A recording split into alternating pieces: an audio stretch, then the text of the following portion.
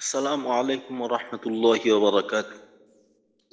ওয়ালাইকুম সালাম রহমতুল্লাহি ওয়া বারাকাতুহু।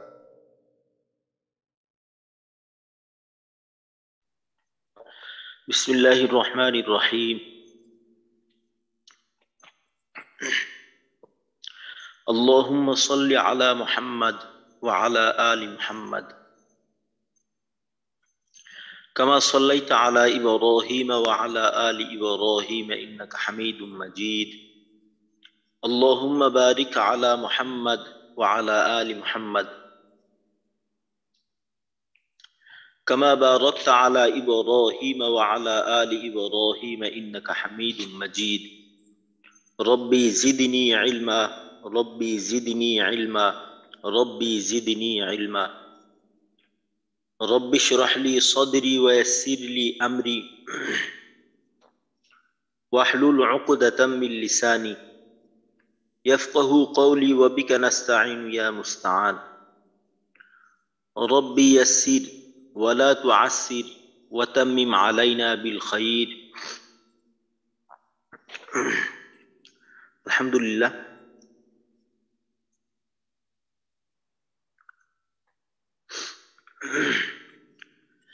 গতকালকে আমরা তানবিন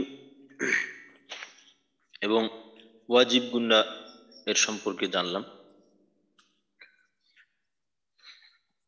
আর গতকালকে কলকলার বিষয়ে আমরা আরো কিছু জানলাম। কলকলা তিন ধরনের হয় পরিমাণের দিক থেকে।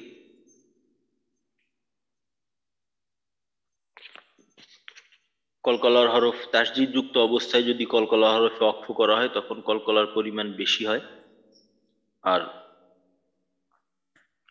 তাসদীদ ছাড়া অবস্থায় যদি কলকলা হরফে ওয়াকফ করা হয় তখন কলকলার পরিমাণটা মধ্যম হয়, আর স্বাভাবিক অবস্থাতে কলকলা কম হয়। তাসদীদওয়ালা হরফ দুইবার পড়া যায়। প্রথমবার ডান দিকের হরকতের সঙ্গে জজমের মতো, আর দ্বিতীয়বার হরকতের সঙ্গে উচ্চারণ করতে হয়। আর তাজবিদের সাথে আর একটা বিষয় ছিল যে ওয়াজিব গুন্না। ওয়াজিব গুন্না হলো হরকতের বামে যদি নুনে অথবা মিমে তাসদীদ হয় এটাকে ওয়াজিব গুন্না বলা হয়। আর এই গুন্নাকে আমরা এক আলিফের থেকে কম করব না, দুই আলিফ পর্যন্ত করতে পারি। আজকে আমরা মাদের হারাকাত সম্পর্কে জানব। তো আমরা মাদের হরফ সম্পর্কে জানি যে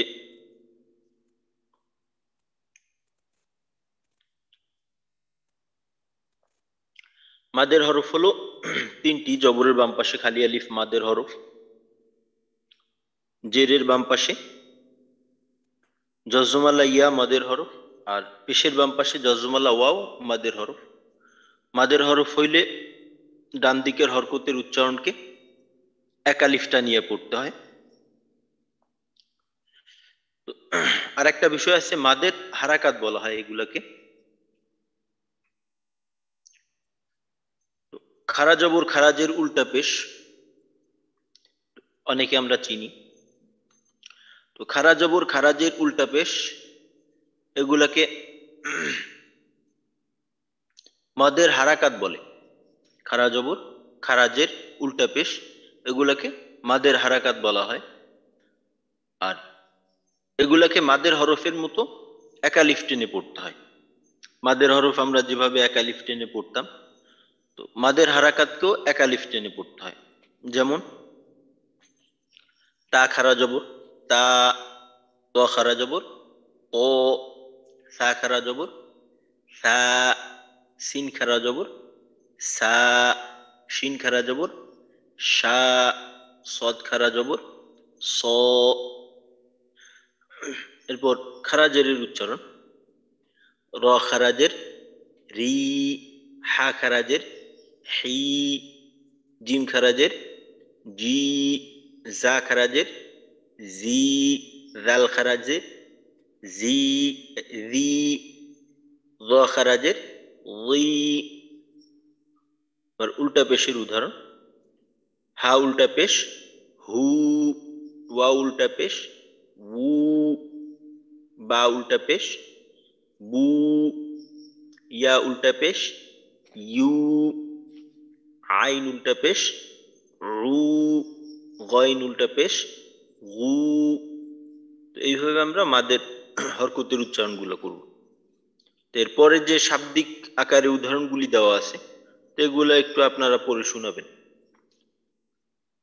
কে শোনাবেন এই উদাহরণগুলা? হ্যাঁ, মাশাআল্লাহ, জিল্লুর রহমান ভাই। আসসালামু আলাইকুম রহমতুল্লাহ। ওয়ালাইকুম আসসালাম রহমতুল্লাহ। মিম খারা জবর মা, লামজের লি, মালি, কাফজের কি, মালিকি। জাল খারা জবর জা, লামজের লি, জালি, কাফ জবর কা, জালিকা। কাফজের কি, তা খারা জবর তা, কিতা, বা দুই পেশ বুন, কিতাবুন। সিন জবর সা, লাম খারা জবর লা, সালা, মিম দুই পেশ মুন, সালামুন। হামজা বা জবর আব, কফ খারা জবর ক, আব ক। আচ্ছা, জিল্লুর রহমান ভাই, এইখানে হামজা বা জবর আব, এখানে কোন কায়দা হয়েছে?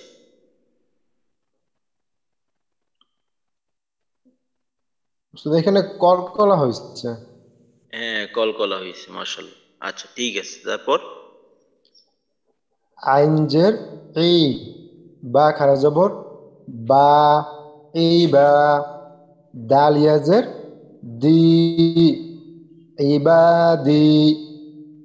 আচ্ছা, আমি এটাকে একটু বড় করে দিই। কোথায় গেল?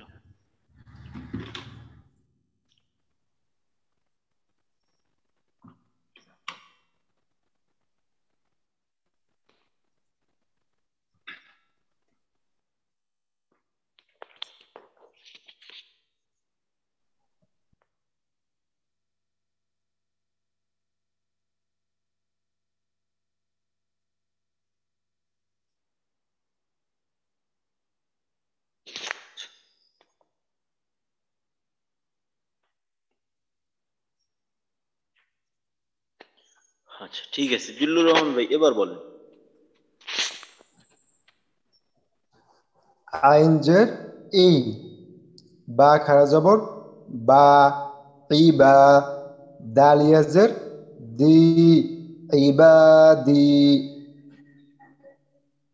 বাজের বি, হা খারাজের হি, বিহি। হামজা হা জবর আহ, লামজের লি, আহ লি। হা খারাজের হি, আহ লিহি। বা আইন জবর বা, দালজের দি, বা দি। হা খারাজের হি, বা দিহি। র পেশ রু, সিন পেশ সু, রুসু। লামজের লি, রুসুলি। হা খারাজের হি, রুসুলিহি। কফ বা জবর কব, লামজের লি, কবলি। হা খারাজের হি, কবলিহি।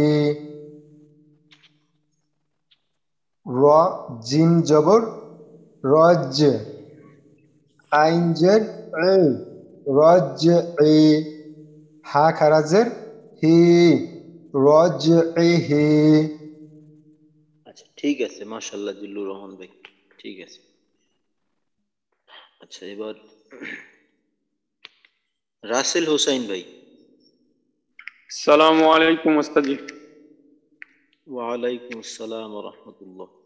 হ্যাঁ, রাসেল ভাই, এখান থেকে শুরু করেন। লাম জবর লা, হা উল্টা পেশ হু, লাহু। হ্যাঁ, লা টান হয়ে গেল না একটু? লাহু না, লাহু, লাহু। লাহু হ্যাঁ, আবার লাম টান হয়ে গেল কিন্তু। লাহু লাহু। হ্যাঁ, এইটা আবার বানান করে বলো। লাম জবর লা, হা উল্টা পেশ হু, লাহু। খ জবর খ, লাম জবর লা, খলা। কফ জবর খ, খলক। হা উল্টা পেশ হু, খলাকহু। হামজা জবর আ, মিম আলিফ জবর মা, তা জবর তা, আমাতা। আমাতা। হা উল্টা পেশ হু, আমাতাহু। জাল জবর জা, কাফ জবর কা, জাকা। র জবর র, জাকার। হা উল্টা পেশ হু, জাকারহু।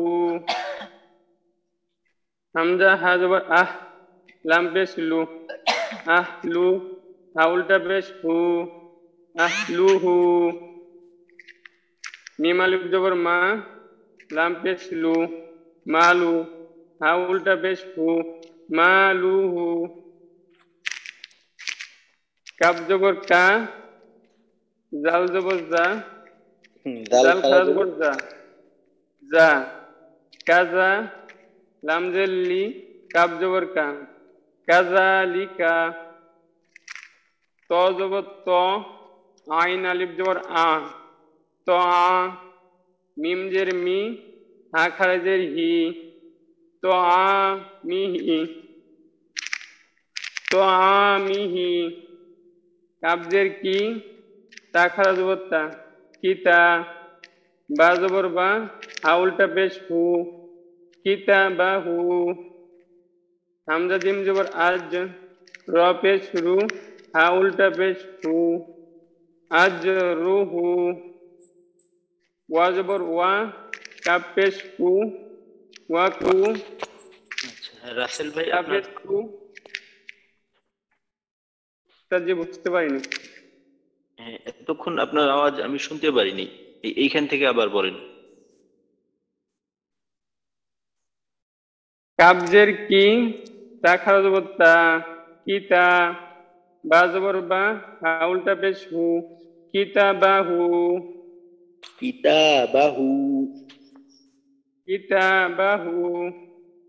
হামজা জিম জবর আজ, র পেশ রু, হা উল্টা পেশ হু, আজ রুহু। ওয়া জবর ওয়া, কাপ পেশ কু, তা পেশ তু, ওয়া কুতু। বাজের বি, হা উল্টা জের হি, ওয়া কুতু এটা বিহি। হলো এটা হলো খারাজের, খারা জবর খারাজের। আর পেশটাকে বলা হয় উল্টা পেশ। আচ্ছা, ঠিক আছে, তারপর। খ খারা জবর খ, লাম জের লি, দাল ইয়াজের দি, খলিদি। নুন জবর না, খলিদিনা। খটাকে আরো একটু টানতে হবে। খলিদিনা। খলিদিনা। আচ্ছা, ঠিক আছে, মাশাআল্লাহ রাসেল ভাই। এবার গোলাম হোসেন ভাই।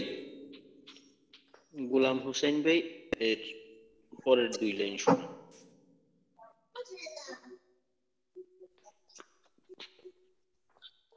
বিসমিল্লাহির রহমানির রহিম। যে কওমিহি এখান থেকে জি।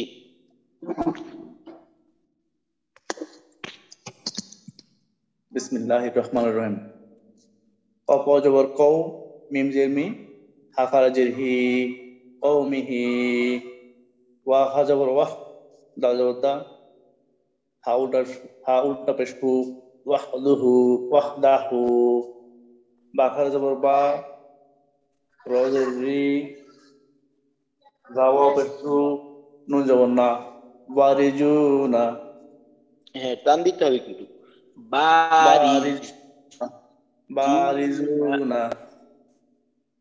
ফজের কি, তা খারা জবর তা, মিম পেশমু, হাউডা পেশফু, খিতামুহু।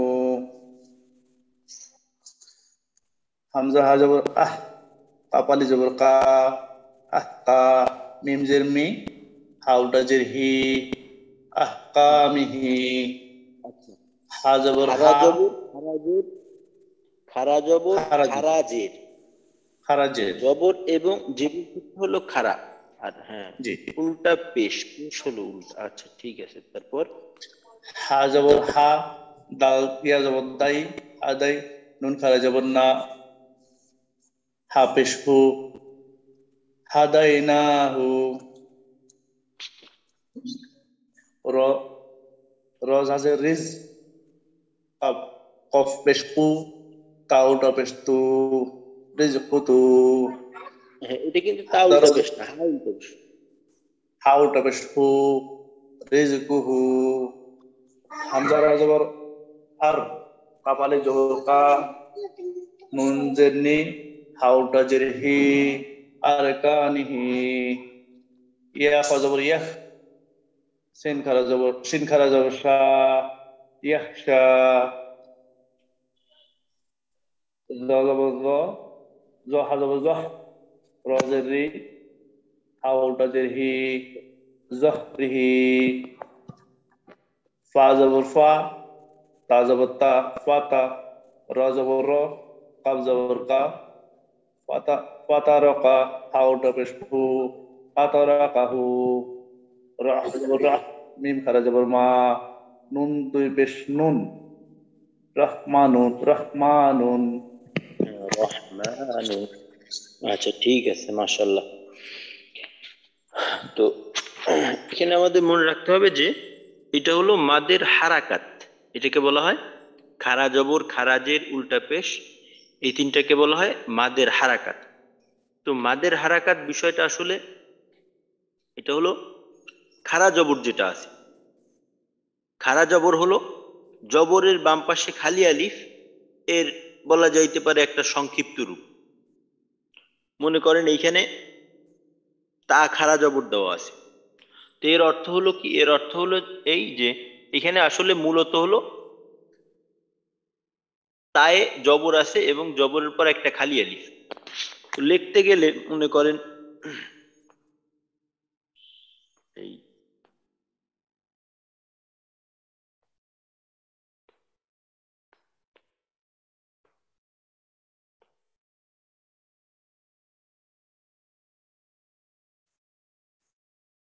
এইটা এটা হলো পূর্ণরূপ তা আলিফ জবর তা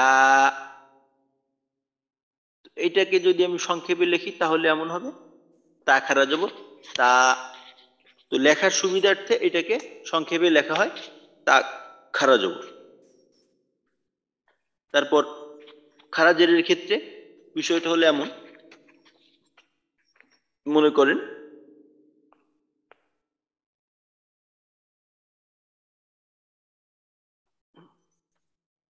তা খারাজের তি তো এইটা আসলে মূলত হলো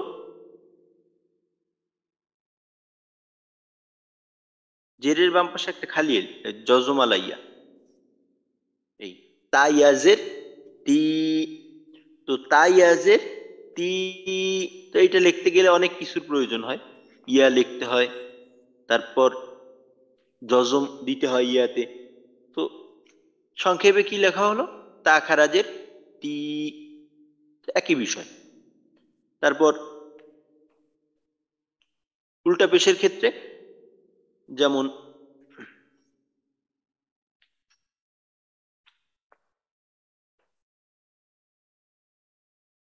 হামজা উল্টা পেশ উ এটাকে কিভাবে লেখা হয় এটা হলো মনে করেন হামজা হামজা ওয়াও পেশ উ এইটা হলো এর পূর্ণরূপ হামজা ওয়াও পেশ উ এইটা হলো পূর্ণরূপ এইটাকে সংক্ষেপে লেখা হলো হামজা উল্টা পেশ উ এই মাদের হারাকাত যেটা আছে এইটা আসলে বলা যাইতে পারে যে লেখার একটা সংক্ষিপ্ত রূপ জবরের বাম পাশে খালি আলিফ তো খালি আলিফটাকে বোঝানোর জন্য খারা জবর জেরের বাম পাশে জজমালাইয়া তো জজমালাইয়া বোঝানোর জন্য খারাজের আর পেশের বাম পাশে জজমালা ওয়াও, এটাকে বোঝানোর জন্য উল্টা পেশ।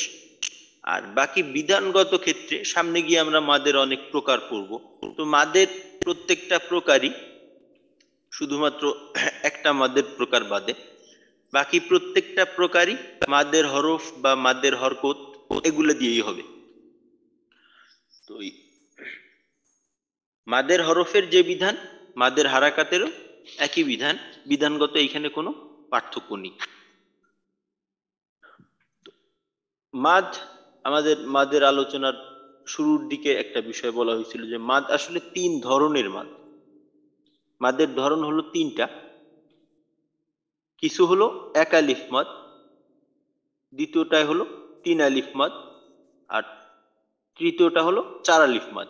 1 আলিফ, 3 আলিফ, 4 আলিফ, 1 আলিফ, 3 আলিফ, 4 আলিফ। আমরা এই মাদের হরফ বা মাদের হরকত দিয়ে যে সমস্ত উদাহরণগুলো পড়লাম এতদিন পর্যন্ত, এর প্রত্যেকটা হলো এক আলিফ মাদের একটা প্রকার। এক আলিফ মাদ হলো 3 প্রকার। তো এইখানে মাদের প্রকারের ক্ষেত্রে একটু কম বেশি আছে, অনেক জায়গায় 5 প্রকারও বলা হয়, আবার 3 প্রকারও বলা হয়, আবার এটাকে 4 প্রকারও বানানো হয় কোনো কোনো জায়গায়। তো মূলত যেখানে 5 প্রকার করা হয় ওইখানে আসলে আর কি প্রত্যেকটা প্রকারকে আলাদা আলাদা ভাবে বলা হয়। যেখানে 3 প্রকার বা 4 প্রকার বলা হয়, এখানে যেটা করা হয় যে একটা মাদের প্রকারকে আর একটা মাদের ভিতরে নিয়ে আসে, আর একটা মাদের ভিতরে নিয়ে এসে ওইটাকে আলাদা প্রকার বানানো হয় না, যে কারণে দেখা যায় মাদের সংখ্যার মাঝে কম বেশি হয়। যখন মাদের হরফ বা মাদের হরকত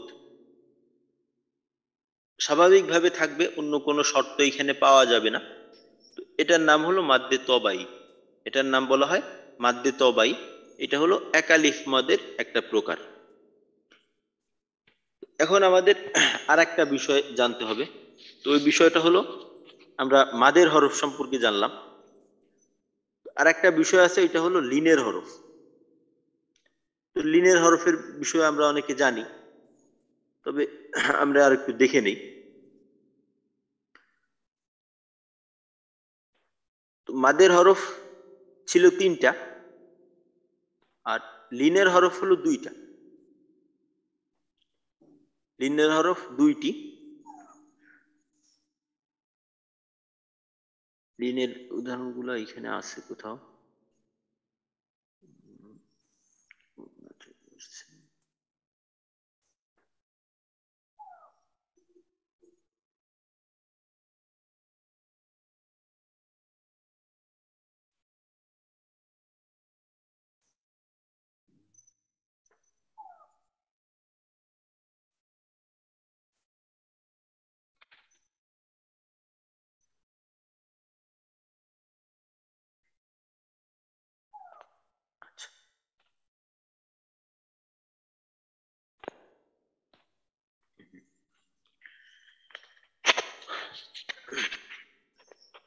তো আমাদের অনেক সময় দেখা যায় পড়তে গেলে মাদের হরফ এবং লিনের হরফ এই দুইটার মাঝে অনেকের দেখা যায় একটু একটা আর একটার মতো করে হয়ে যায়।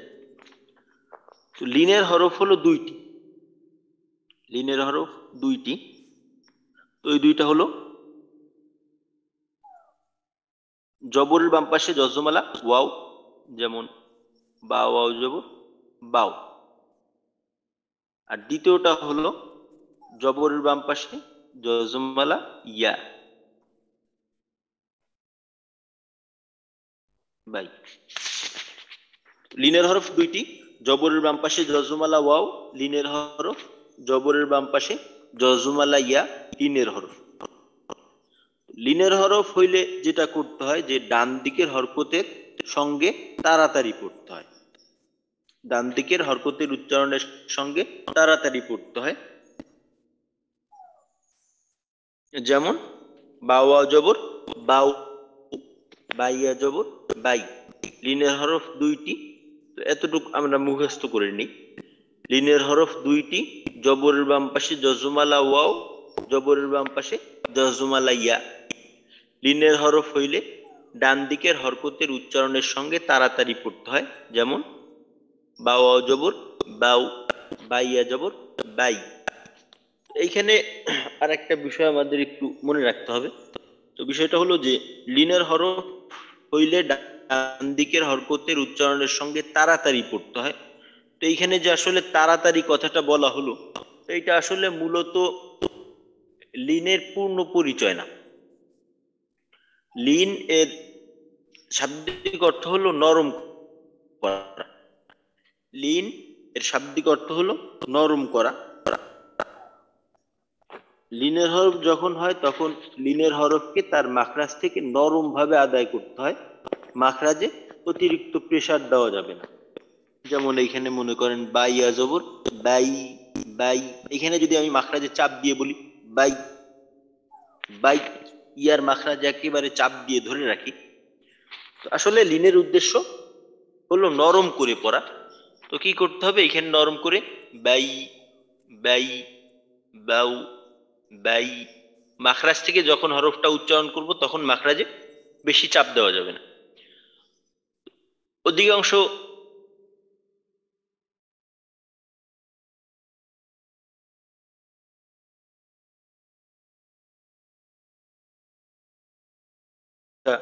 বা কায়দা, তো প্রত্যেক ডান দিকের হরকতের উচ্চারণের সঙ্গে তাড়াতাড়ি পড়তে হয়। বেশিরভাগ এই কোরআন শিক্ষা বইয়ে বা কায়দার মাঝে এই তাড়াতাড়ি কথাটা লেখা থাকে। আসলে এটা বলার উদ্দেশ্য হলো যে মাদের মতো যেন আমরা লম্বা না করে ফেলি, এই লম্বার থেকে সতর্ক করার জন্য বলা হয় যে তাড়াতাড়ি পড়তে হবে। মূলত তাড়াতাড়ি না, মূলত বিষয়টা হলো নরম করে পড়তে হবে। তো লিনের সংজ্ঞাটা এবং হরফটা আমি আর একবার বলি ইনশাল্লাহ, তারপর আপনাদের কাছ থেকে শুনবো। লিন অর্থ নরম করা, নরম করে পড়া। লিনের হরফ দুইটি, জবরের বাম পাশে জজমালা ওয়াও লিনের হরফ, জবরের বাম পাশে জজমালা ইয়া লিনের হরফ। যেমন বাওয়াও জবর বাউ, বাইয়া জবর বাই। এতটুকু কে বলতে পারবে, বা বলা যায় যে লিনের একটা পরিচয় কে কে দিতে পারবে? হ্যাঁ, মাশাআল্লাহ, গোলাম হোসেন ভাই। বিসমিল্লাহির রহমানির রহিম। লিন অর্থ নরম করে পড়া। লিনের হরফ দুইটি, জবরের বামে যজমালা ওয়াও লিনের হরফ, জবরের বামে যজমালা ইয়া লিনের হরফ। লিনের হরফকে ডান দিকের হরকতের সাথে তাড়াতাড়ি পড়তে হয়। যেমন বাওয়া জবর বাও, বাইয়া জবর বাই। ঠিক আছে, মাশাআল্লাহ, মাশাআল্লাহ, সুন্দর হয়েছে। এবার রাসেল ভাই। উস্তাদ জি, লিন অর্থ নরম করে পড়া। লিনের হরফ দুইটি, জবরের বাম পাশে যজমালা ওয়াও, জবরের বাম পাশে যজমালা ইয়া। লিনের হরফ হইলে নরম করে তাড়াতাড়ি করে পড়িতে হয়। যেমন বাউ আজবর বাউ, বাই আজবর বাই। আচ্ছা, ঠিক আছে, মাশাআল্লাহ রাসেল ভাই। এবার জিল্লুর রহমান ভাই। জি উস্তাদ। লিন অর্থ নরম করে পড়া। লিনের হরফ দুইটি, জবরের বাম পাশে রজমলা ওয়াও এবং জবরের বাম পাশে জজম ওয়ালা ইয়া। ওদের সাথে তাড়াতাড়ি, যেমন বা ওয়াও জবর বাও, বা ইয়া জবর বাই। বাউ ভাই। আচ্ছা, ঠিক আছে, মাশাআল্লাহ, ঠিক আছে।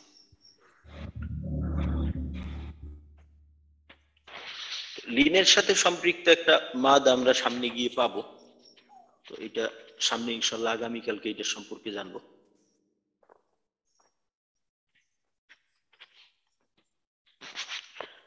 তো এখন পর্যন্ত আমরা পিছনের বিষয়গুলো যদি একটু দেখি, আজকে আমরা আর সামনে যাব না, আমরা পিছনের পড়াগুলি একটু দেখার চেষ্টা করব। তো আমাদের সর্বপ্রথম বিষয়টা ছিল যে হরফের নাম। তো আলহামদুলিল্লাহ এই ক্ষেত্রে আমাদের কারো কোনো সমস্যা নেই।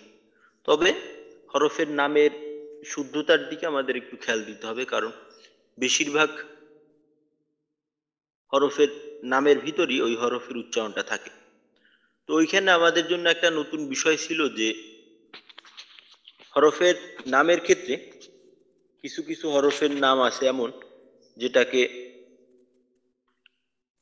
টান ছাড়া পড়তে হয়, কিছু কিছু হরফের নামের ভিতরে একালিফ পরিমাণ টান দিয়ে পড়তে হয়, আর কিছু কিছু হরফের নামকে 3 আলিফ পরিমাণ টান দিয়ে 4 আলিফ পরিমাণ টান দিয়ে তারপর পড়তে হয়। এখন আপনাদের কাছে প্রশ্ন হলো যে কোন হরফের নামে টান দেওয়া যায় না, কোন প্রকার কোন ধরনের হরফ? তো এখানে 3টা প্রকার। এক প্রকার হরফের নামে কোনো টান থাকে না, আর এক প্রকারে এক আলিফ টান থাকে, আর এক প্রকারে 4 আলিফ পর্যন্ত টান থাকে। এই 3টা প্রকার আমরা সহজে কিভাবে চিনব? তো এইখানে একটা কৌশল বলা হয়েছিল, কে বলতে পারবে? হ্যাঁ, মাশাআল্লাহ, গোলাম হোসেন ভাই, গোলাম হোসাইন ভাই। বিসমিল্লাহির রহমানির রহিম। আলিফ অক্ষর তাড়াতাড়ি পড়তে হয়, আর যে অক্ষরগুলো বাংলা লেখার সময় একটা অক্ষর দিয়ে লেখা যায় সেই অক্ষরগুলো এক আলিফ টেনে পড়তে হয়, আর যে অক্ষরগুলো বাংলা লেখার সময় একের অধিক অক্ষর ব্যবহৃত হয় সেই অক্ষরগুলো 4 আলিফ টেনে পড়তে হয়। জি ঠিক আছে, মাশাআল্লাহ, ঠিক আছে। তো ওই আলিফ এবং হামজা প্রথম প্রকার যেখানে টানা যায় না, ওইটা হলো 2টা হরফ, আলিফ আলিফ এবং এবং হামজা। হামজা। হামজা। হ্যাঁ, জি ঠিক আছে, মাশাআল্লাহ, ঠিক আছে। আচ্ছা, এবার জিল্লুর রহমান ভাই, আপনি যে হরফ এক আলিফ টানতে হয়, যে হরফের নাম, তো এমন আপনি 5টা হরফ দেখান যে এই হরফের নামকে এক আলিফ টানতে হয়। বা, তা, সা, হা, র, যা। যা, আচ্ছা। এই 4 আলিফ পরিমাণ টানতে হয় এমন 5টা হরফ দেখান। জিম, দাল, জাল, সিন, শিন। আচ্ছা ঠিক আছে, মাশাআল্লাহ। এখন ওইখানে আর একটা বিষয় বলা হয়েছিল যে আমরা হরফের নামগুলো যখন পড়বো, যেমন মনে করেন আমি এখন হরফের নামগুলো পড়বো, এইটা আসলে কোরআনের অংশও না, কোরআনের অংশ হিসেবে না। স্বাভাবিকভাবে যদি আমরা হরফের নামগুলো পড়ি, তো এই ক্ষেত্রে এই যে বিধানটা বলা হলো যে এক আলিফ বা 4 আলিফ বা টান ছাড়া, তো এইটা যদি আমি না মানি তাহলে কোনো সমস্যা আছে কিনা? যেমন মনে করেন এই আমি বললাম আলিফ, বা, তা, সা, জিম, হা, খ, দাল, রাল, র, জা, সিন, শিন, সদ, দদ, এইভাবে পড়ে গেলাম, আমি এইভাবে টানলাম না, তো এতে করে আমার কোনো সমস্যা হবে কিনা? উস্তাদ এইটা সঠিকভাবে বলতে পারতেছি না। আচ্ছা ঠিক আছে। তো এইখানে বিষয়টা হলো যখন আমরা হরফগুলোর নাম স্বাভাবিক অবস্থায় পড়ব, তো এইখানে যদি আমি ওইটার দিকে লক্ষ্য না রাখি, টানের ভিতরে আমি কম বেশি করি, কম করে বলি, তো এতে মূলত আসলে কোনো সমস্যা নেই। তবে এই বিষয়টা আমাদের প্রয়োজন হবে যখন মনে করেন কোরআন শরীফের কিছু কিছু সূরার মাঝে, সূরার শুরুতে, কিছু কিছু সূরার শুরুতে এইভাবে শুধু হরফ দেওয়া থাকে, ওইখানে আসলে কোনো শব্দ আকারে দেওয়া থাকে না, শুধুমাত্র হরফ লেখা থাকে, ওইখানে হরফের নাম জি। পড়তে হয়। তো ওইখানে দেখা যায় যে টান দিতে হয় হরফে। তো ওইখানে যদি আমি এইটা না করি তাহলে আমার সমস্যা। তো ওই অভ্যাসটা যেন আমাদের এই হরফের নাম থেকেই হয়ে যায়, তো এই জন্য মূলত আমাদের আসলে হরফের নামগুলো টেনে টেনে পড়া। যেমন মনে করেন সূরা বাকারার শুরুর দিকে আছে আলিফ লাম মিম, তো এখানে আলিফ লাম মিম এই 3টা হরফ আছে। তো আলিফ, আলিফ আমরা জানি যে আলিফের ভিতর টান দিতে হয় না, তো কোনো টান নেই, আলিফ, তারপর লাম, এখানে তো আমরা মাদ জানি যে দেওয়া লামের, থাকে 4 আলিফ পরিমাণ। হ্যাঁ মাদ দেওয়া থাকে, মাদ দেওয়া থাকে। আসলে এই বিষয়টা কি, কোরআন শরীফের ভিতরে একটা বিষয় আমরা হয়তো অনেকে জানি বা জানি না, তা আরবি মূল লেখার ভিতরে কিন্তু আমরা যে হরকত গুলো দেখি, যেমন মনে করেন এইখান থেকেই দেখেন, এইখানে দেখেন এই বিসমিল্লাহির রহমানির রহিম লেখা আছে, তো এখানে জবর জের পেশ জজম তাসদিদ সবকিছু দেওয়া আছে। তা আরবিতে কিন্তু মূলত আরবির মাঝে এই হরকতের ব্যবহার করা হয় না। আপনি যদি আরবি কিতাবাদি দেখেন, তো দেখ, ওইখানে এই কিন্তু কোরআন আসলে মানে এই সিস্টেমের কোরআন কি এটা হাফিজরা পড়ে মনে হয়? মানে আমরা তো মনে করেন ওইভাবেই পড়ি, না না, সহজভাবে যেভাবে পড়া হয়। এই ধরনের কোরআন শরীফ আসলে কেউই পড়ে না। এই ধরনের কোরআন শরীফ কেউই পড়ে না। তো মূলত বিষয়টা হলো যে এই রাসূলের যুগেও কিন্তু কোরআন শরীফে এইভাবে হরকত দেওয়া ছিল না। রাসূলের যুগেও এভাবে কোরআন শরীফে হরকত দেওয়া ছিল না।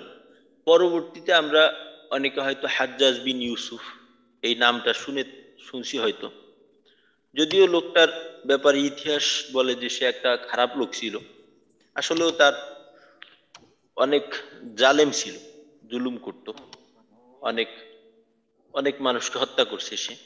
কিন্তু তার একটা কাজ খুবই উম্মতের জন্য পরবর্তীতে ফায়দাজনক হয়েছে, সেইটা হলো যে কোরআন শরীফের মাঝে হরকতের সংযোজন করা। এই আমরা এখন যেভাবে হরকত দেওয়া থাকে, হরকত দেখে দেখে সহজে পড়তে পারি, তো এইটা হাজ্জাজ বিন ইউসুফের মাধ্যমে এই কাজটা হয়েছে। তো মূলত কিন্তু আরবি এখনো দেখে থাকবেন মাদ্রাসায়, যদি কেউ যান, মাদ্রাসা আশেপাশে থাকে, তো আরবি যে কিতাবাদি আছে উপরের দিকে, যেমন মনে করেন আমরা বুখারী শরীফের নাম জানি, বুখারী শরীফ, মুসলিম শরীফ, তিরমিজি শরীফ, তো এই সমস্ত হাদিসের যে কিতাবাদি আছে, তারপর আবার কিছু ফিকার কিতাবের নামও আমরা হয়তো জানি, মাসালার কিতাব, যেমন হেদায়া, বা একটা তাফসিরের কিতাব আছে জালালাইন শরীফ। তো এই সমস্ত কিতাব যদি দেখে থাকেন, দেখবেন ওইখানে কিন্তু হরকত দেওয়া থাকে না, হরকত ছাড়া লেখা থাকে। যেমন মনে করেন এখানে বিসমিল্লাহির রহমানির রহিম লেখা আছে, তো এখানে জের, পেশ, জবর, তাসদিদ, জজম এগুলা দেওয়া আছে। ওইখানে কিন্তু আপনি এটা কিছুই পাবেন না, শুধুমাত্র হরফগুলি লেখা আছে। তো দেখেন আসলে এটা আল্লাহ কোন কাজ কার দ্বারা করান, খারাপ মানুষের দ্বারাও অনেক ভালো কাজ করান।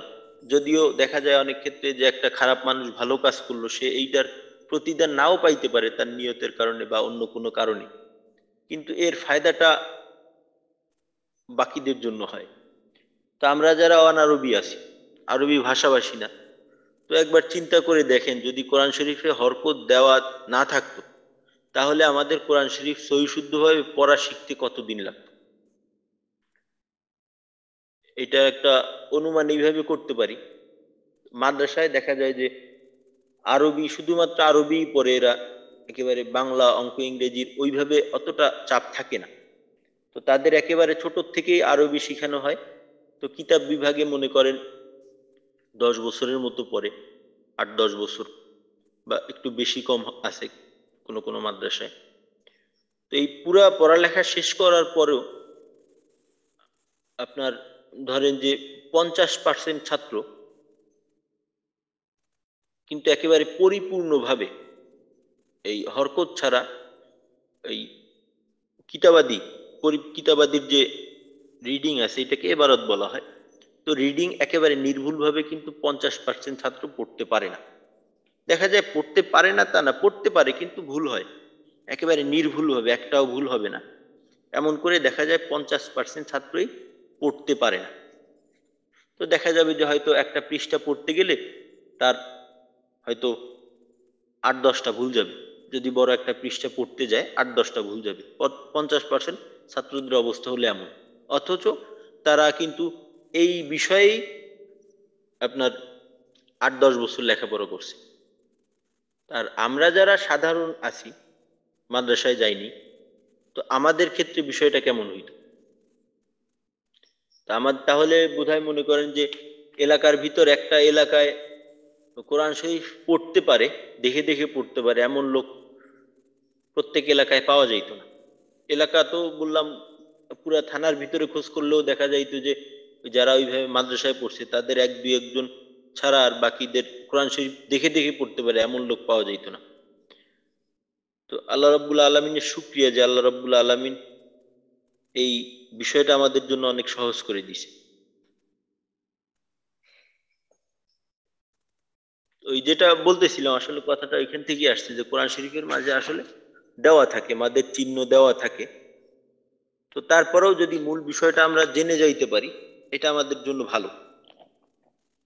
কারণ কোরআন শরীফের মাঝে যে চিহ্নগুলো, যেমন মনে করেন 4 আলিফ মদ, যে সমস্ত জায়গায় হয়, বা এক প্রকার 3 আলিফ মাদের উপরে চিকন চিহ্ন মোটা চিহ্ন ব্যবহার করা হয়।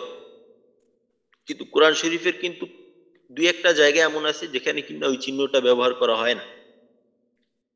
যেমন মনে করেন 2টা আয়াত যদি একসাথে মিলিয়ে পড়া হয়, তো ওই ক্ষেত্রে হয়তো দেখা যায় যে 3 আলিফ টান হবে বা 4 আলিফ টান হবে।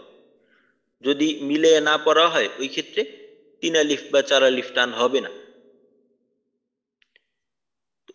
এই এরকম যে অবস্থাগুলো আছে ওইখানে দেখা যায় কোন কোন জায়গায় চিহ্নের ব্যবহার করা হয়, কোন কোন জায়গায় চিহ্নের ব্যবহার করা হয় না।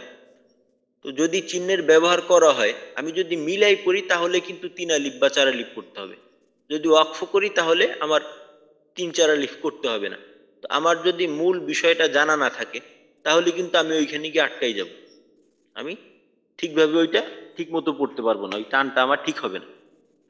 বা দেখা গেল যে মিলাই পড়লে টানটা দিতে হবে কিন্তু ওইখানে চিহ্নটা দেওয়া নেই, অথচ আমি আয়াতটা মিলাই পড়তেছি, আমি টানটা দিতেছি না, তো আমার এইখানে ভুল হয়ে যাইতেছে, কারণ আমি শুধুমাত্র এই চিহ্ন নির্ভর মূল বিষয়টা আমি বুঝি না। তো এই জন্য আমাদের অন্তত এই টুকিটাকি বিষয়টা জানা থাকতে হবে। আচ্ছা, তো প্রথমে আমাদের বিষয়টা ছিল হরফ। তো হরফের নামের ক্ষেত্রে আমাদের এই বিষয়টা নতুন ছিল। তো এরপর আমরা মোরাক্কাব সম্পর্কে জানছি। তো আলহামদুলিল্লাহ আমার ধারণা যে মোরাক্কাবের বিষয়ে আমাদের তেমন কোনো সমস্যা নেই।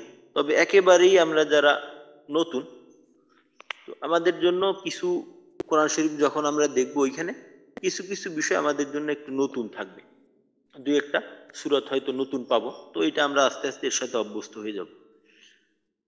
এই মোরাক্কাব পড়ার পর আমরা কিন্তু মাখরাজের আলোচনা করছি। তো মাখরাজটা হলো আমাদের জন্য খুবই গুরুত্বপূর্ণ। তো বলছিলাম যে মাখরাজের যে ধারাবাহিকতা এইটা আসলে আমাদের ওইভাবে মনে রাখার দরকার নেই। হরফ যখন সামনে আসবে তখন যেন আমরা হরফের মাখরাজ যেটা এইটা আমরা বুঝতে পারি, তো এতটুকু যোগ্যতা আমাদের হইতে হবে। তো হরফ জিজ্ঞাসা করলে মাখরাজ বলতে পারবে এমন কি আছে?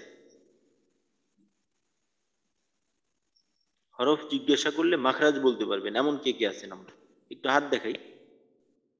বা বলতে না পারলেও অন্তত বুঝতে পারি যে আসলে এই হরফটার মাখরাজ কি হবে। এখন বলার প্রয়োজন নেই, শুধুমাত্র বুঝতে পারি যে এই হরফটার মূলত উচ্চারণটা কোন জায়গা থেকে করতে হবে এমন কে কে আছে? হ্যাঁ, বাকিরাও একটু জানাবেন। বলতে পারি না, হয়তো জিজ্ঞাসা করলে বলতে পারবো না, কিন্তু আমি বুঝতে পারবো যে আসলে হরফের উচ্চারণটা কোন জায়গা থেকে হয়।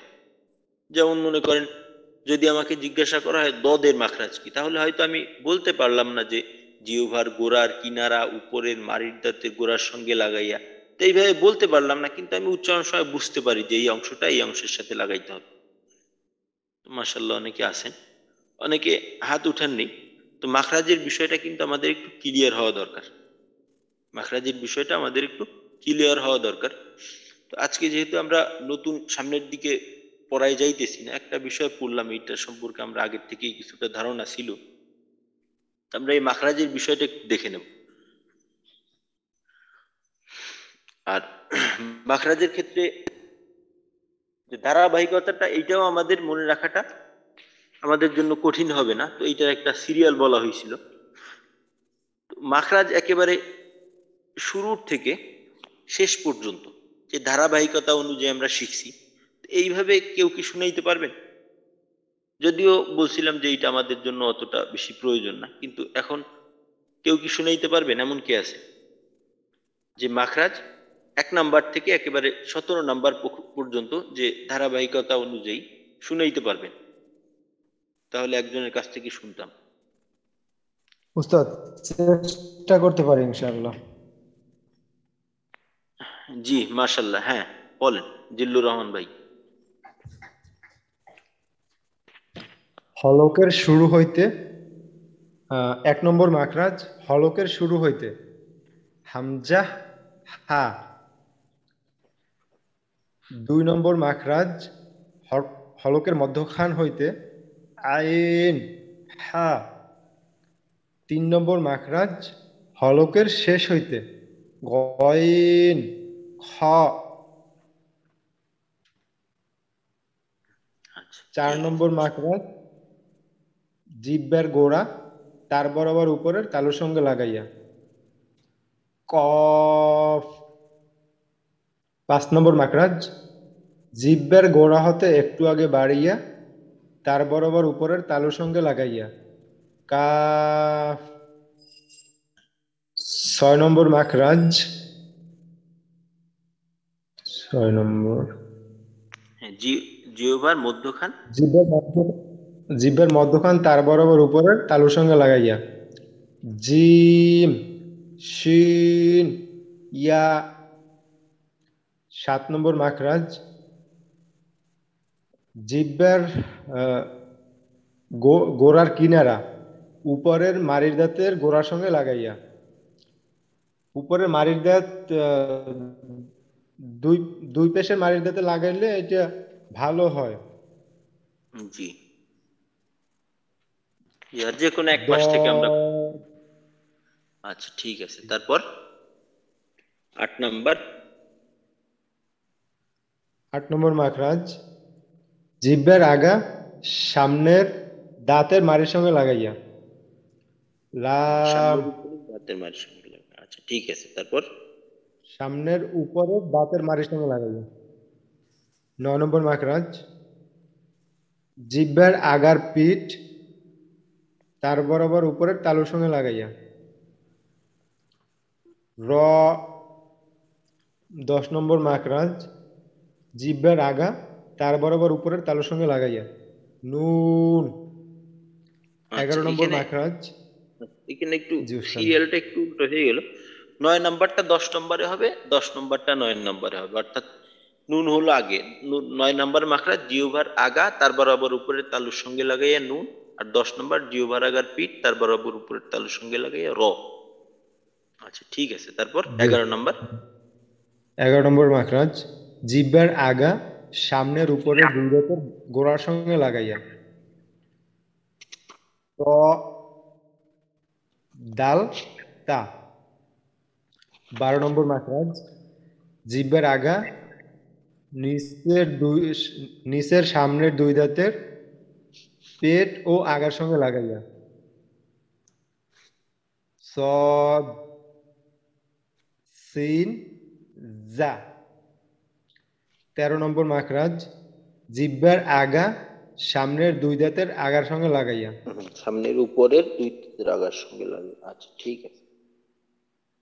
জ জাল সা। জি মাশাআল্লাহ।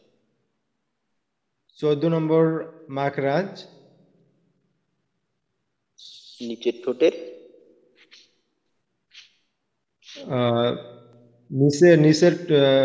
নিচের ঠোঁটের পেট উপরের দুই দাঁতের সঙ্গে লাগাইয়া ফা। 15 নম্বর। 15 নম্বর মাখরাজ জিহ্বার 15 নম্বর মাখরাজ ঠোঁট থেকে উচ্চারণ করতে হয়।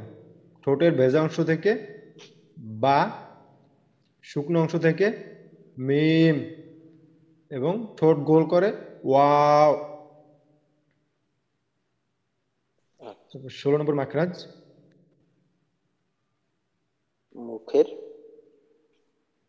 মুখের খালি জায়গা থেকে 16 নম্বর মাখরাজ উচ্চারিত হয়। মুখের খালি জায়গা থেকে মাদের হরফ, যেমন বা, বু, বি ইত্যাদি। মাদের হরফ মুখের খালি জায়গা থেকে মাদের হরফ উচ্চারিত হয়। 17 নম্বর। যেমন আর 17 নম্বর গুণ না করে উচ্চারণ করতে হয়। হ্যাঁ, নাকের যেমন আন। জি জি উস্তাদ, এটা কি হবে? নাকের বাঁশি থেকে এরকম গুণ না উচ্চারিত হয়, যেমন আন্না, আংতা ইত্যাদি। আচ্ছা ঠিক আছে, মাশাআল্লাহ জিল্লুর রহমান ভাই, খুব সুন্দর হয়েছে। ঠিক আছে, তো আমরা এই মাখরাজগুলো একটু দেখে নেব। তো মাখরাজগুলোর প্রয়োজন আমাদের সব সময়ই হবে। তো বিশেষ করে বলা হয়েছিল যে যে সমস্ত হরফের উচ্চারণটা আমাদের মাখরাজ থেকে ঠিকভাবে হয় না, তো এই হরফগুলোকে আমরা চিহ্নিত করে এই হরফগুলোর মাখরাজকে আমরা সর্বদাই স্মরণ রাখবো। আর তাছাড়া যে সমস্ত হরফের মাখরাজে আমাদের সমস্যা হয় না, ওই মাখরাজের দিকেও আমরা খেয়াল করে উচ্চারণ করার চেষ্টা করব। এতে করে দেখা যাবে যে আমার এই উচ্চারণের ক্ষেত্রে মনোযোগটা বেশি থাকবে, অন্য মনস্ক হব না। তো মাখরাজ করার পর আমরা হরকত সম্পর্কে জানছি, বা হারাকাত। হারাকাত হলো এক জবর এক জের এক পেশকে হারাকাত বলে। আর হারাকাতের উচ্চারণ তাড়াতাড়ি করতে হয়। তো এই তাড়াতাড়ির ক্ষেত্রে দেখা যায় আমাদের তিলাওয়াতের যখন আমরা করি ওই সময়টাই গিয়ে দেখা যায় আমাদের কিছু কিছু হারাকাতের উচ্চারণে আমাদের একটু সময় লাগে। আমাদের এই হারাকাতের উচ্চারণ যেগুলি আছে এখানে যেন আমাদের টান হয়ে না যায় তেলাওয়াতের সময়, এই বিষয়টা আমাদের খেয়াল রাখতে হবে। হারাকাতের উচ্চারণ করার পর তারপর আমরা পড়লাম জজম, জজম, তাসজিদ, তানবিন। তারপর আজকে আমরা লিনের হরফ, মাদের হরফ এগুলো সম্পর্কে জানলাম। মাদের হরফ যেটা সম্পর্কে আজকেও আমাদের আলোচনা হইল, মাদের হরফ বা মাদের হরকত। তারপর জজমের সাথে আমাদের আরেকটা আলোচনা ছিল কলকলা। তো কলকলার বিষয়টা আমাদের, কলকলার ক্ষেত্রে যে বিষয়গুলো আলাদাভাবে বলা হয়েছিল, তো এগুলো আমাদের স্মরণ রাখতে হবে। আর তাসজিদের ক্ষেত্রে একটা বিষয় ছিল ওয়াজিব গুন্না। তো এই ছিল আমাদের এতদিনের পড়া। তো আমাদের এই পিছনের যে বিষয়গুলো আছে, তো এগুলা ইনশাল্লাহ আমরা আগামীকালকের ক্লাসের আগে এগুলো একটু দেখে নেওয়ার চেষ্টা করব। আর আগামীকালকের থেকে ইনশাল্লাহ আমরা মাদের প্রকার সম্পর্কে জানব। মাদের যে প্রকারগুলি আছে, তো মাদ মোট 10 প্রকার হয়। এখানে আমাদের যেটা দেখে পড়বো, এখানে 11 প্রকার দেওয়া আছে। আসলে মূলত মাদের প্রকার আরো 2-1 প্রকার বেশি হয়। তো এটা একটাকে আর একটার ভিতর নিয়ে আসার কারণে সংখ্যাটা একটু কম বেশি হয়। তো ইনশাল্লাহ আজকে তাহলে আমাদের এই পর্যন্তই থাক।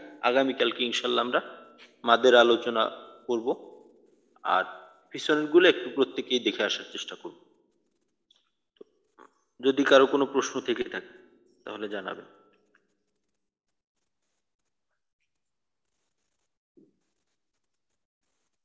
আচ্ছা, ঠিক আছে তাহলে। আসসালামু আলাইকুম ওয়া রাহমাতুল্লাহি ওয়া বারাকাতুহু। ওয়ালাইকুম আসসালাম ওয়া রাহমাতুল্লাহি ওয়া বারাকাতুহু। সুবহানাল্লাহি ওয়া বিহামদিহি, সুবহানাকাল্লাহু ওয়া বিহামদিকা, আশহাদু আল্লা ইলাহা ইল্লা আনতা, নাস্তাগফিরুকা ওয়া নাতুবু ইলাইক।